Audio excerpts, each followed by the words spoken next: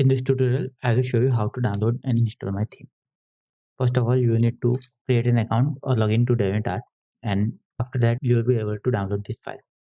So click here to download the file, and then when you scroll down, carefully read the instruction and open the Rainmeter from this link and download the latest version of Rainmeter from here. After downloading both files, go to your desktop, right click on your desktop, go to view and uncheck the show desktop icons button. So it will hide all the icons on your desktop.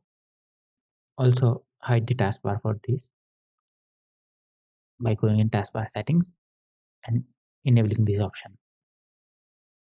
To install the downloaded theme, open the Windows Explorer, locate where your files are downloaded and install Rainmeter. You don't have to change any settings, just keep pressing next. See, Rainmeter is now installed. Now open the theme file, which would be the .rmskin file. Click on install and close the Windows Explorer. As you can see, it has applied the wallpaper and entire theme is loaded.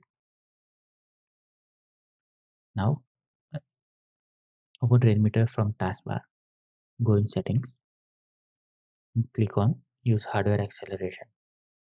Hit OK. This will restart Rainmeter. Now we have our theme installed. Configure each and everything using this option tab right here. Thank you.